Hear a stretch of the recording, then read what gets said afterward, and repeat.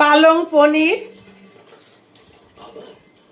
আজকে রাত্রের ডিনার আমাদের পালং পনির।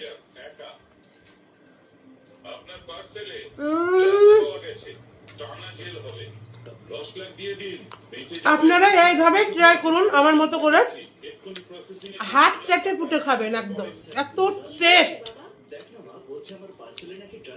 অসাধারণ, কোনো কথা হবে না। পালং পনির বানাবো, তার জন্য আমি নিয়ে নিয়েছি পালং শাক। পালং শাকটা আমি ধুয়ে নেব।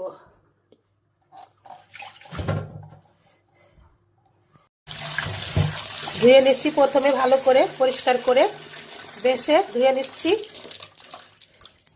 পালং শাকটা আমি ধুয়ে নিলাম পরিষ্কার করে ৩-৪ বার। শাকটা সিদ্ধ করব, তার জন্য জল নিয়ে নিয়েছি। পালং শাকটা দিয়ে দিচ্ছি। শাক সিদ্ধ করতে বেশি জল লাগে না, আমি বেশি জলের মধ্যে দেবও না, অল্প একটু জল দিয়েছি। তার জন্য শাকটা সিদ্ধ হওয়ার জন্য, নরম একদম শাক, এর জন্য বেশি জল লাগে না।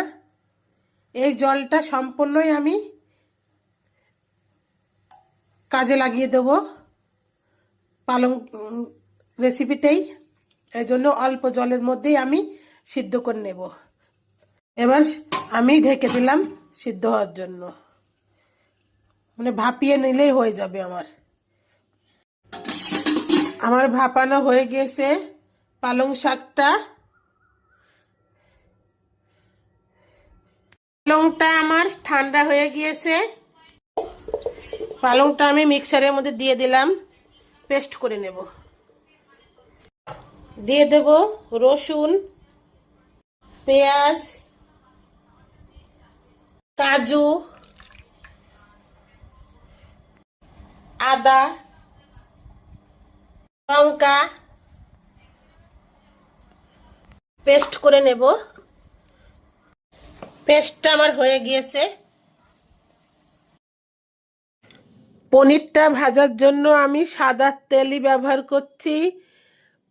তেলটা গরম হয়ে গিয়েছে, পনিরটা ছেড়ে দেব।